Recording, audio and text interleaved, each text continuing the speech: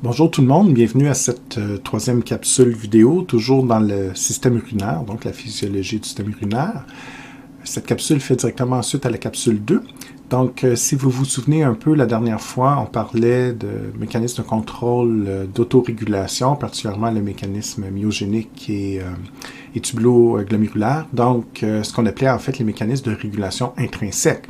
Aujourd'hui, ce qui va nous intéresser davantage, c'est les mécanismes de régulation extrinsèque, donc un contrôle hormonal et nerveux qui, comme j'avais bien insisté la dernière fois, l'objectif était plutôt de contrôler ici, exemple, des problèmes de pression artérielle généralisée dans le corps de la personne, plutôt que d'ajuster le DFG. Et en fait, cette diapo-là résume un petit peu la différence entre les mécanismes de contrôle intrinsèque et extrinsèque. Donc aujourd'hui, évidemment, comme je viens de le mentionner, c'est ce type de mécanisme de contrôle-là qui nous intéresse. Et la première chose que je veux que vous ayez en tête, quand vous voyez ce terme-là, la réponse est d'ordre nerveuse et hormonale. Si vous voyez le terme intrinsèque ou autorégulation, là vous pensez au mécanisme myogénique et tubulo-glomérulaire qu'on a déjà discuté dans la capsule 2. Donc, ici, il faut faire attention. Le premier point, je ne l'aime pas tellement. C'est une phrase qui vient directement de votre manuel qui vous dit que le DFG peut être aussi contrôlé par des processus extrinsèques, ce qui n'est pas faux, mais ça va amener une confusion parce que le contrôle extrinsèque, l'objectif premier, c'est de contrôler la pression artérielle. Donc, en fait, on ne va pas ajuster le DFG, on va même souvent rempirer le problème. Si vous voulez contrôler le DFG, c'est là qu'on va en autorégulation intrinsèque. Si vous voulez régler des problèmes à l'extérieur du rein, donc extérieur extrinsèque, c'est là qu'on a une réponse généralisée hormonale ou nerveuse. Donc, ce qui est bien important de comprendre ici au deuxième point. C'est évident. En fait, le premier point, moi, c'est plus le troisième point ici qui m'intéresse. C'est donc évident qu'en modifiant la pression artérielle dans le corps de la personne, qu'on va avoir un impact sur le DFG. Ça, c'est clair. Donc, si vous avez une réponse nerveuse et hormonale qui affecte la pression artérielle à la hausse ou à la baisse, bien évidemment, par le fait même, ça va faire en sorte que le DFG peut augmenter ou baisser. Donc, c'est sûr que les deux sont reliés. Hein, les deux éléments ici, pression et DFG, je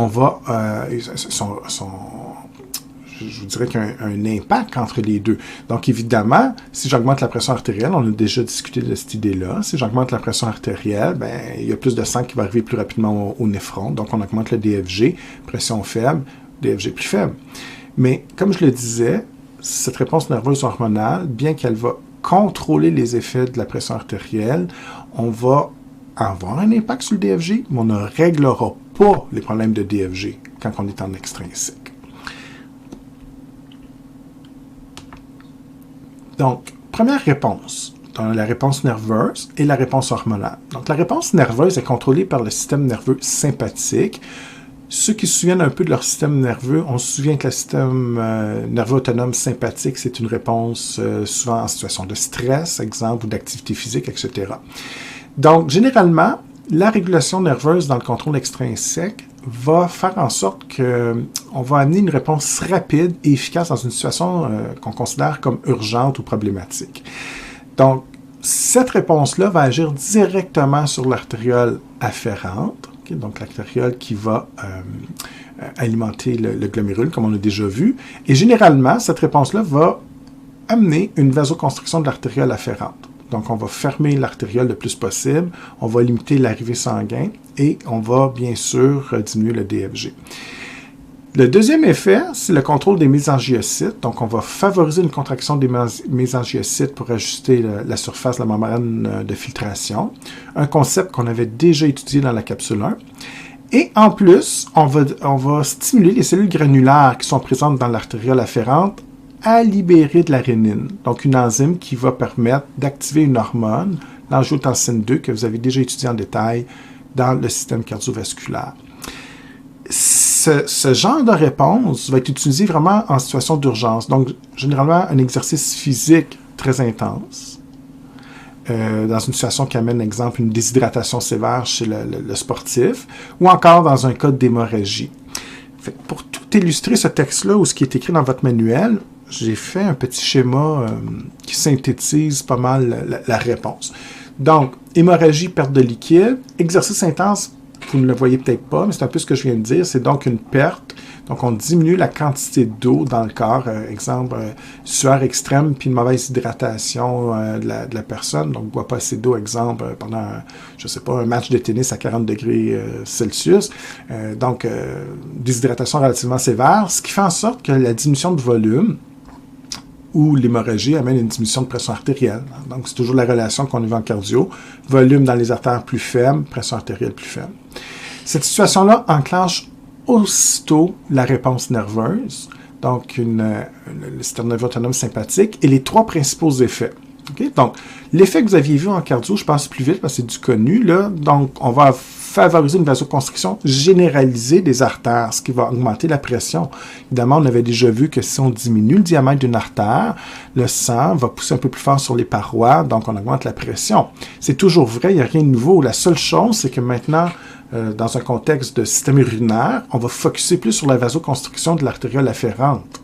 Ça ne veut pas dire que les autres artères du corps ne sont pas contractées, c'est un effet généralisé dans le corps, mais ce qui m'intéresse particulièrement aujourd'hui, c'est l'effet de la vasoconstriction sur l'artériole afférente. Moins de sang qui rentre dans le glomérule, donc moins de sang filtré, diminue le débit de filtration glomérulaire et évidemment, on diminue la diurèse, c'est-à-dire la production d'urine. Donc, si j'ai une moins grande perte d'eau dans l'urine, ça veut dire que je conserve mes liquides, on augmente le volume sanguin, et si j'augmente le volume sanguin, on contribue à augmenter la pression artérielle. Donc, c'est toujours le problème de départ versus la solution, c'est une rétroinhibition, puisque pression artérielle trop faible, j'arrive à une réponse où la pression artérielle est plus forte. Ça, c'est un effet. Mais la réponse nerveuse est également capable d'amener l'activation, comme on le disait un petit peu à la dernière diapo, de la rénine et surtout donc une enzyme, une cascade de réactions qui se faisait et qui va amener la formation d'une hormone qu'on appelait l'angiotensine 2. Ça aussi, vous l'avez étudié en détail, cette voie-là, dans le système cardio. Donc, sans revenir en détail à toutes les étapes de création de l'angiotensine 2, souvenez-vous que elle avait principalement deux effets, mais un de ces deux effets, c'était une vasoconstriction. En fait, on vient vraiment renforcer la réponse nerveuse. Donc, on fait attention ici. Je vous disais que c'est une réponse nerveuse, et là, on parle d'hormone. Effectivement, ici, c'est une hormone, mais qui renforce la réponse nerveuse. C'est pourquoi on va la considérer comme une réponse nerveuse.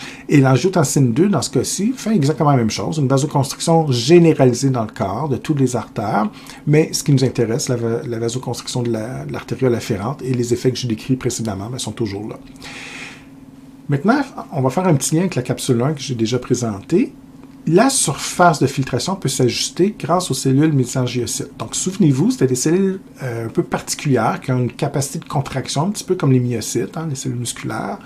Et ce qui se passe, en fait, c'est que la réponse nerveuse va automatiquement stimuler les mésangiocytes, et dans ce cas-ci, on va favoriser une contraction. Donc, si on contracte les mésangiocytes, elles vont diminuer de taille, donc c'est plus une révision ici, et en diminuant de taille, évidemment, elle se contracte, on diminue de taille, et on diminue la surface de filtration. Donc, si la surface de filtration est plus faible, exemple, une petite surface en situation A versus une grande surface en situation B. Bien évidemment, si je suis dans la situation A, j'ai moins de sang qui est filtré, diminue la quantité de sang filtré, donc on diminue le DFG, et on vient exactement au même effet que tantôt. C'est simplement une autre voie qui vient amplifier cette réponse-là, donc diminue la diurèse, augmente la pression artérielle de façon générale. Ce qu'il faut faire très attention, c'est ce que je disais dans la dernière capsule et même en introduction tantôt, c'est extrinsèque. Donc, évidemment, le but, c'est de contrôler la pression artérielle. Elle est trop faible, on la remonte. Mais si on fait un exercice de révision avec la capsule 2, puis là, je vous disais que c'était de l'autorégulation, mais la différence, c'est que le rein, lui, il va faire en sorte qu'on veut augmenter le DFG. Donc, regardez bien ici ce qui se passe. Si la pression artérielle est plus faible, il y a moins de sang qui rentre dans le rein, dans le néphron. Donc, le DFG diminue. En autorégulation, le rein n'aime pas ça. Donc, c'est là qu'on avait étudié le mécanisme tubulo-glomérulaire ou myogénique. Lui, ce qu'il voudrait faire, c'est remonter le DFG. Et la réponse des deux mécanismes que je viens de mentionner serait en fait le contraire. On ferait une vasodilatation de l'artériole afférente pour remonter le niveau de filtration et augmenter le DFG. Sauf que là, c'est une situation d'urgence. Donc, dans ce cas-ci, on ne fera pas l'autorégulation et c'est pour ça qu'on a un effet inverse. Et c'est ça qui vous mélange souvent parce que vous ne savez plus est-ce qu'on baisse ou on augmente le DFG. Donc, je reviens toujours au même truc que je vous ai déjà donné. Si c'est un problème d'autorégulation puis on veut contrôler le DFG de façon locale, bien sûr qu'on veut contrôler la diurèse, mais dans ce cas-ci, c'est les hormones donc, ou la réponse nerveuse, donc une réponse généralisée. On s'en fout un petit peu du DFG, on s'en fout du rein, c'est une réponse dans l'ensemble du corps. Donc, dans ce cas-ci, on veut vraiment baisser le DFG parce que l'urgence, c'est de rétablir la pression artérielle. Oui, ça a un impact sur l'urine, sur la formation d'urine, pardon, mais dans ce cas-ci, ce n'est pas pour réguler. Au contraire, on va dans le sens inverse. On remplit la situation d'un point de vue urinaire, mais on va la régler d'un point de vue cardiovasculaire. C'est donc deux types de réponses complètement différentes. Comme on vient de le voir la dernière diapo, on a parlé beaucoup de la réponse nerveuse au niveau du contrôle extrinsèque. Pour renforcer la réponse nerveuse, alors vous savez maintenant qu'une réponse nerveuse, c'est rapide et ça ne dure pas tellement longtemps en termes de durée. Donc, c'est comme une première étape. Mais pour renforcer cette réponse nerveuse, on a aussi un contrôle hormonal. C'est un peu plus long pour enclencher la réponse, évidemment, mais l'effet va durer un peu plus longtemps. Donc, pour venir renforcer la réponse qu'on a vue précédemment, on a deux hormones que vous connaissez bien maintenant, l'angiotensine 2 et la FNA. Deux hormones qui ont été beaucoup étudiées dans le système cardiovasculaire que vous connaissez. C'est exactement les mêmes effets avec quelques nuances qu'on va apporter pour le niveau, au niveau du système urinaire.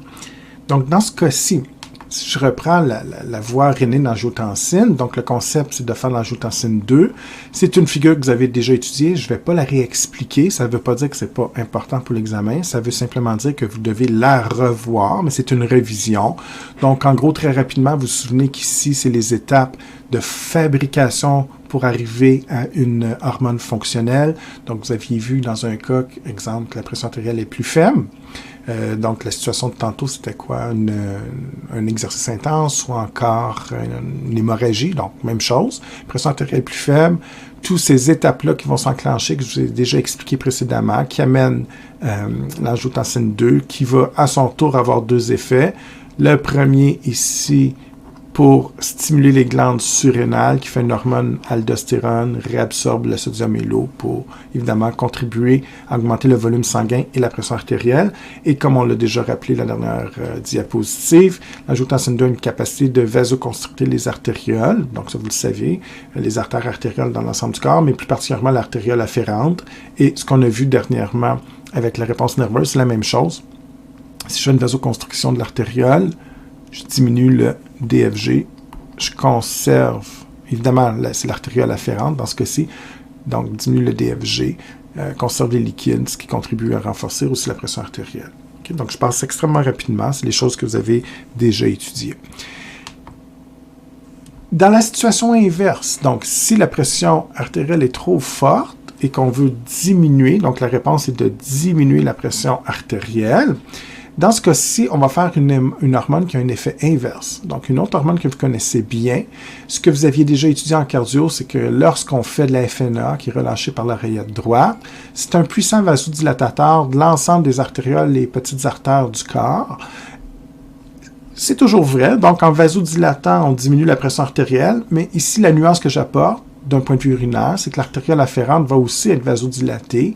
Donc, plus grand diamètre au niveau de l'artère, c'est-à-dire la lumière est plus grande, plus de sang qui rentre dans le glomérule, plus de filtration, donc j'augmente le DFG, ce qui fait qu'on augmente la production d'urine ou la diurèse, c'est la même chose. Et si j'ai une plus grande perte d'urine, en fait, je me suis très mal exprimé, si j'ai une plus grande perte d'eau dans les urines, ben, j'en ai moins qui me reste dans le sang, et moins de liquide dans le sang, ben, ça diminue le volume, diminue la pression artérielle. Ce que vous ne saviez pas, ça c'est nouveau, c'est que la FNA, je ne l'avais pas dit à l'époque, maintenant je le rajoute, donc c'est cette voie-là ici. La FNA, elle est capable aussi de stimuler les mésangiocytes, et en fait, c'est un relaxant musculaire. On va relâcher les mésangiocytes. Donc, c'est exactement l'inverse de tantôt. Si je les relâche, donc j'ai la situation A, petite surface de la membrane de filtration, ou la situation B, si je relâche, les mésangiocytes donc passent de leur état contracté à relâché. Donc, s'ils sont relâchés, la membrane va avoir une plus grande surface de filtration, ce qui me permet de traiter évidemment une plus grande quantité de liquide ici, une plus grande quantité de sang, ce qui va contribuer également à augmenter le DFG. Alors, dans ce cas-ci, cette diapo, c'est simplement un résumé des 3-4 dernières diapos que je viens de vous présenter. Donc, à la page 1155 de votre manuel, pour la figure 24-17, c'est exactement une comparaison entre la réponse nerveuse et une réponse hormonale au niveau du FNA. Donc, le facteur natriurétique auriculaire, c'est l'équivalent de FNA. Deux situations distinctes. Donc, la première, si j'ai un problème de pression trop faible, donc évidemment, si c'est le cas, je veux arriver à remonter la pression artérielle. Je ne reviens pas en détail avec ce que je viens de vous expliquer. Vous relirez. Les explications que j'ai mentionnées sont bien résumées ici dans le paragraphe. Mais en gros, la voie nerveuse sympathique ici va avoir deux effets. Le premier effet, on va favoriser une vasoconstriction des artérioles afférentes. Je n'ai pas parlé de l'afférente, pour moi c'est moins important, c'est vraiment afférente ici pour contrôler le DFG au niveau du glomérule. Et on contrôle aussi la surface de la membrane de filtration, donc en agissant sur le mésangiocyte. Mais en bout de ligne, si la pression artérielle est trop faible, on veut remonter pendant ce mécanisme extrinsèque la pression artérielle. Donc si je veux remonter la pression artérielle, la question qu'on se demande, c'est toujours deux effets, c'est juste de choisir le bon. Est-ce que j'augmente la production d'urine, donc la diurèse, ou je l'empêche?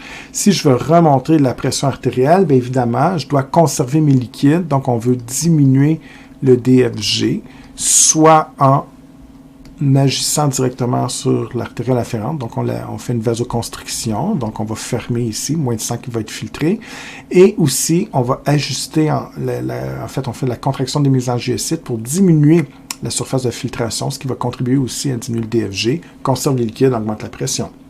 Dans le cas inverse, si la pression artérielle elle est trop forte, on veut la diminuer. Qu'est-ce qu'on fait pour diminuer la pression artérielle? Exactement l'inverse. Donc, dans ce cas-ci, on va favoriser avec l'hormone FNA une vasodilatation de l'artériole et un relâchement des mésangiocytes. Donc, la surface ici va être beaucoup plus grande. Donc, on va traiter une plus grande quantité de sang filtré, ce qui contribue à augmenter le DFG. Puis, en même temps, il y a plus de sang ici qui va rentrer. Donc, on augmente le DFG. Si j'augmente le DFG, j'augmente la diurèse. Donc, une élimination accrue de l'eau dans les urines. Et si je perds plus d'eau dans les urines, il m'en reste moins dans le réseau vasculaire. Donc, ça diminue le volume sanguin, diminue la pression artérielle. À la page 1157 de votre manuel, à la figure 2418C, excellent schéma de révision qui revise à peu près tout ce que je viens de dire sur une seule page, donc c'est excellent.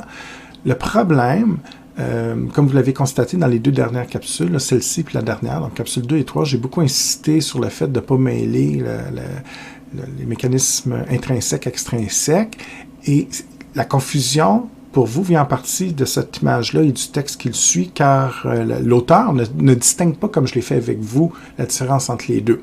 Ce qui fait qu'il met tout au même niveau, et là, vous arrivez avec des réponses un peu inverses, et là, vous êtes tout mélangé.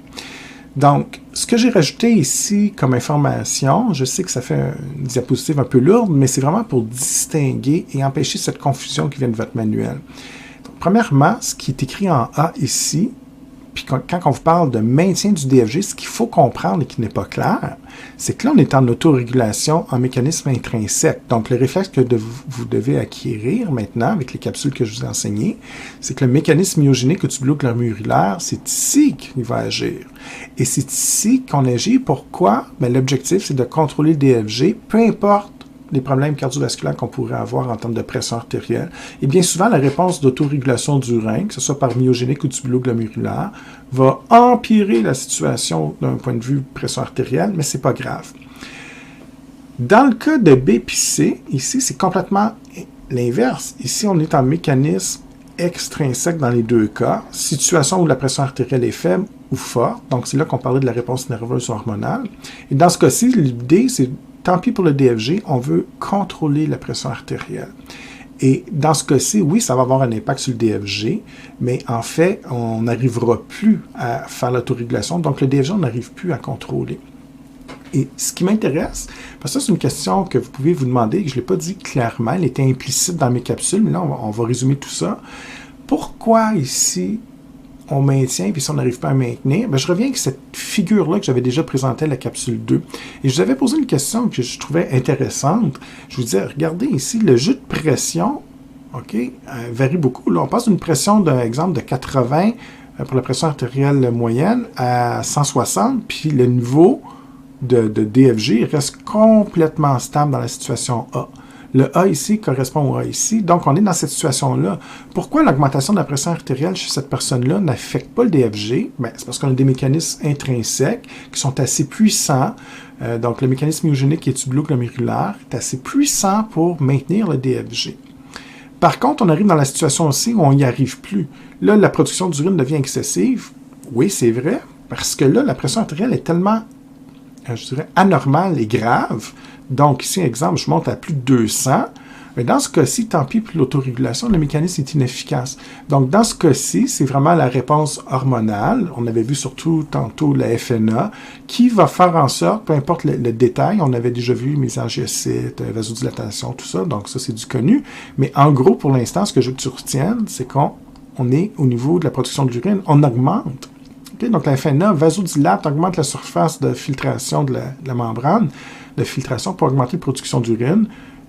Diurèse augmentée, donc évidemment, on augmente le DFG, augmente la diurèse et la perte de liquide fait diminuer la pression artérielle. Parce que là, ici, c'est plus d'ajuster le DFG qui est important, c'est de ramener la pression à un niveau plus normal pour la santé de la personne, parce que ça pourrait conduire à la mort. Situation B, même chose. Ici, on est dans des pressions anormalement faibles. L'urgence, c'est de remonter la pression parce qu'on va perdre la personne.